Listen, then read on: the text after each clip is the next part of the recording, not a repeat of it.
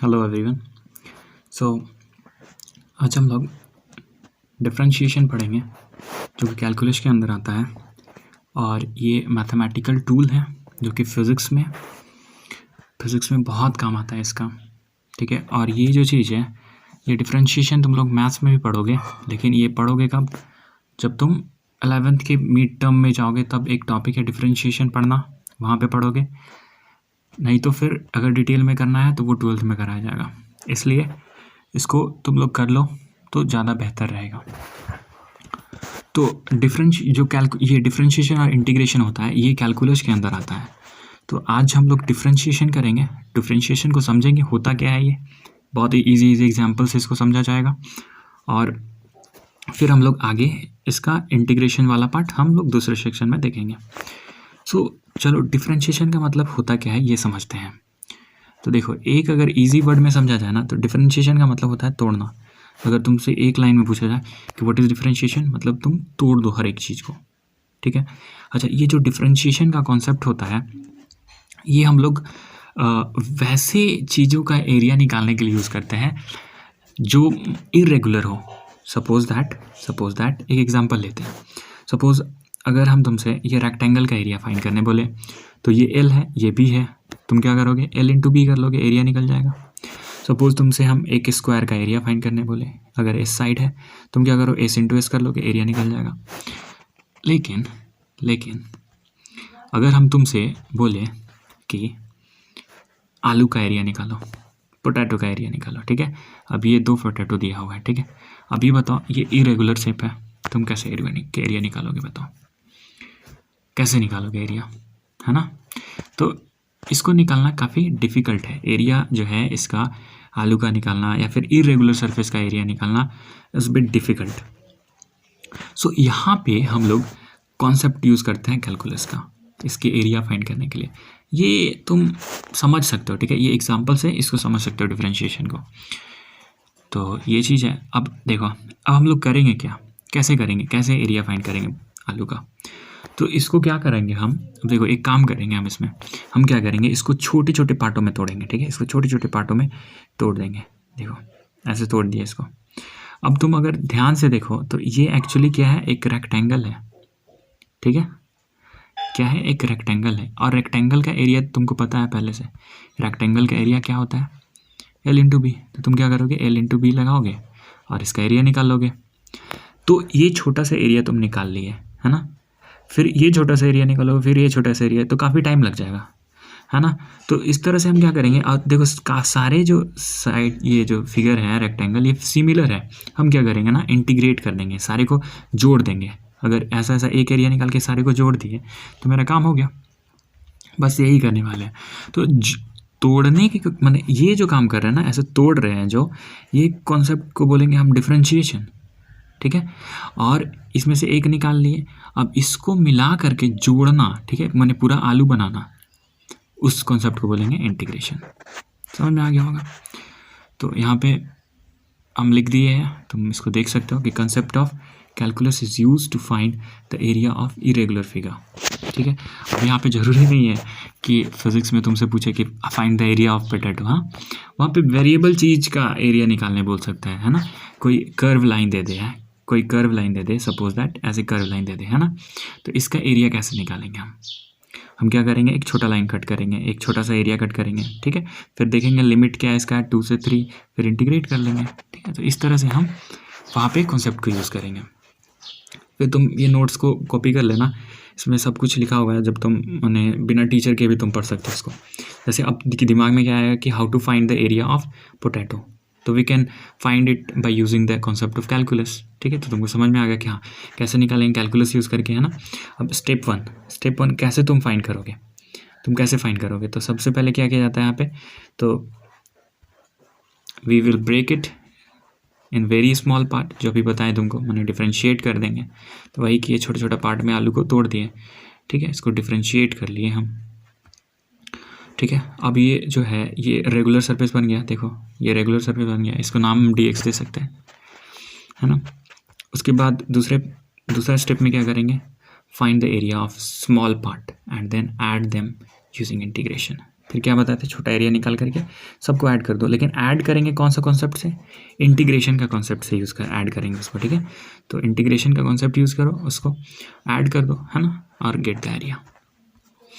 चलो ये चीज़ तो समझ में आ गया होगा।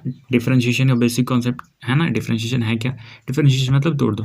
एक आलू का एरिया निकालने के लिए हम लोग यूज़ करते हैं डिफरेंशिएशन, मतलब आलू नहीं, इरेगुलर सरफेस का निकालने के लिए।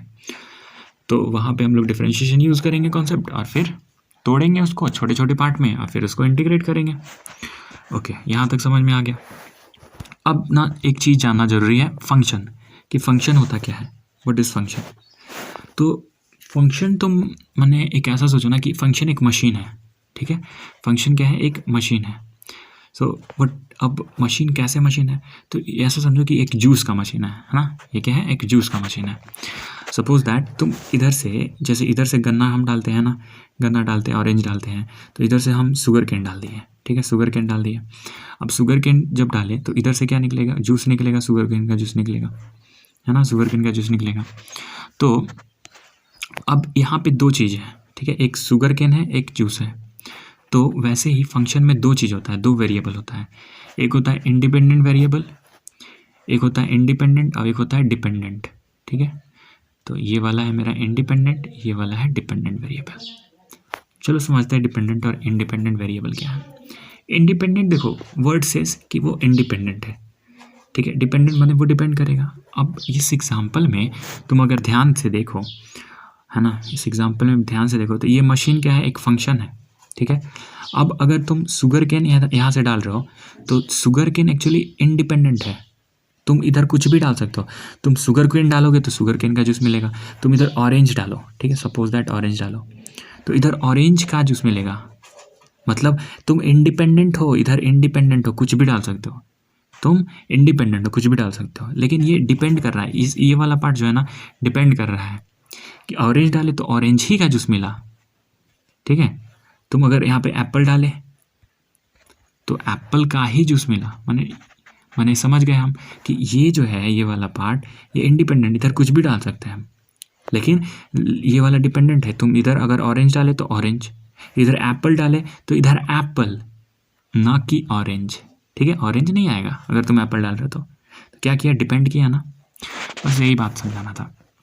फंक्शन को हम लोग एफ से डिनोट करेंगे, कैसे डिनोट करेंगे, एफ से डिनोट करेंगे, फंक्शंस को एफ से डिनोट किया जाता है, ठीक है। अब डिपेंडेंट वेरिएबल का देखो क्या होता है, variable which depend on the some independent one, independent वाले चीज़ों पे डिपेंड करता है।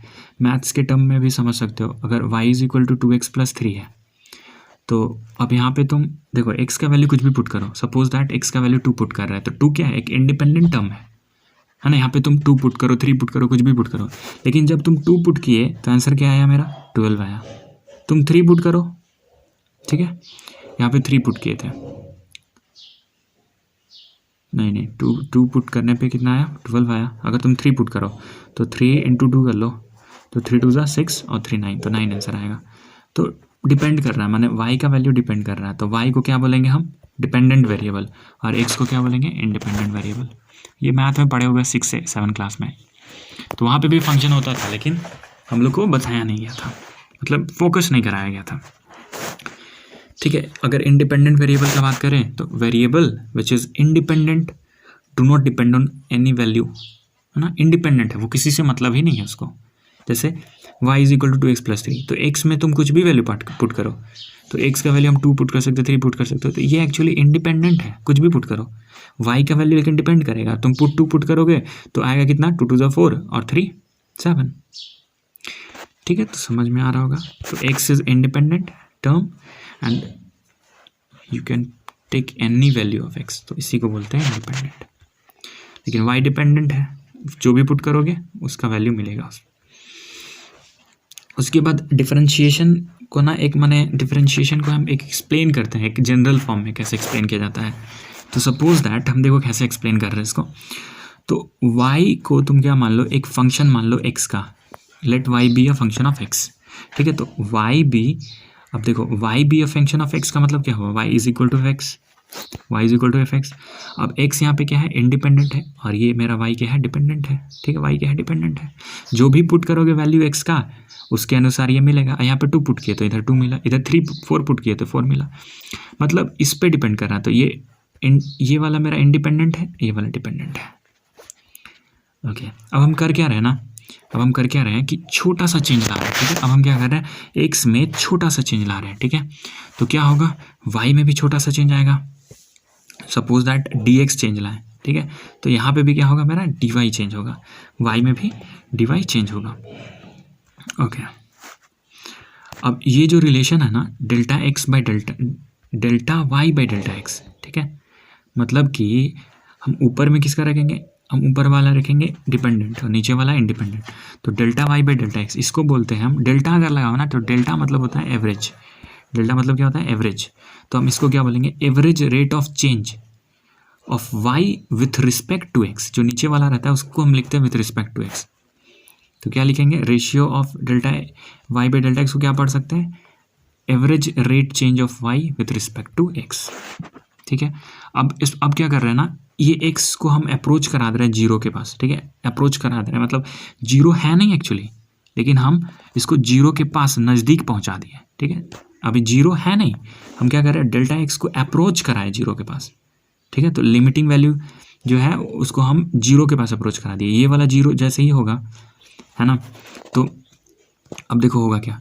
तो हम लोग जो है ना इसको क्या पढ़ सकते हैं, अगर ये वाला जीरो के पास अप्रोच करा रहे हैं मतलब काफ़ी छोटा हो गया, तो फिर हम इसको लिख देंगे d y by d x. इसको क्या लिखेंगे, d y by d x. और इसको हम क्या पढ़ सकते हैं फिर, डिफरेंशियल कोफिशिएंट या फिर derivative of y with respect to x.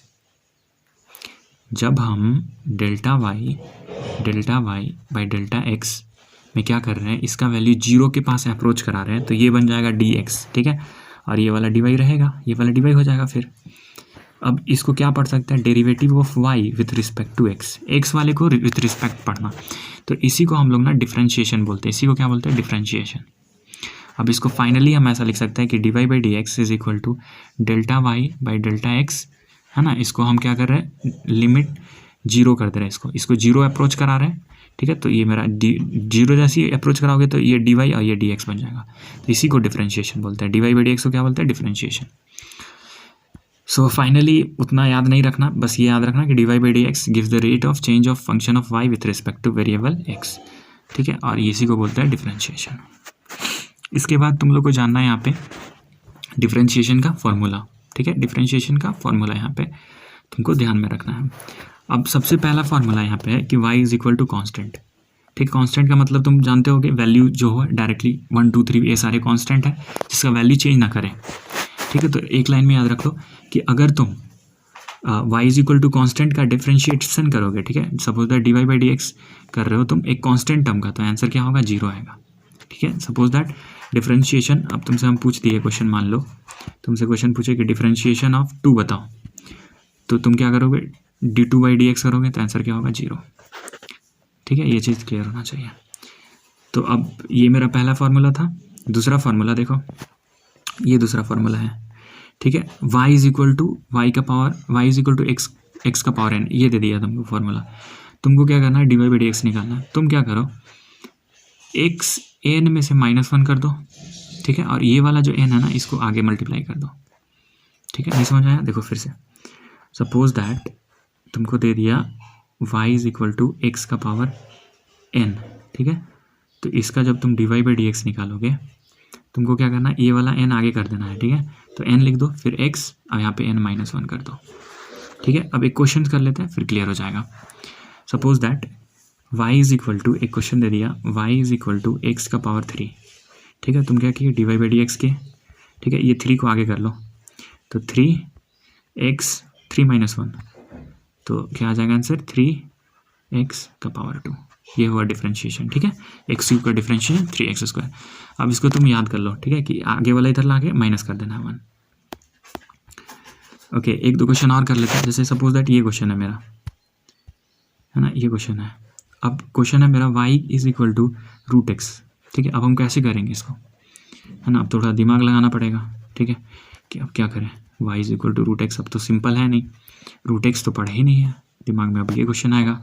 तो भाई ऐसा नहीं है, तुम पढ़े हो, ठीक है, क्या पढ़े हो तुम, देखो तुम ये तो पढ़े हो ना, y is equal to x का पावर हाफ, इसको तो लिख सकते हैं ना, ठीक है। अब बताओ dy बाई dx क्या होगा, ठीक है। तो ये हो जाएगा तुम्हारा x का पावर 1/2 को इधर ले आओ, क्योंकि n वाला को इधर ले आते हैं। अब क्या करेंगे, 1/2 में से -1 कर देंगे, तो -1/2। तो ये चीज़ है, ये क्वेश्चन है। तो y is equal to 1/√³ of x, ठीक है, ये है क्वेश्चन। तो इसको हम ऐसा लिख सकते हैं, y is equal to 1/x का पावर 1/3। एक्चुअली x हटा दिए थे उसमें, तो x का पावर 1/3। अब इसी चीज़ को देखो कैसा लिख सकते हैं, ठीक है। तो इस चीज़ को हम ऐसा लिख सकते हैं, तुम बताओ, ये 1x का पावर -1/3, ठीक है।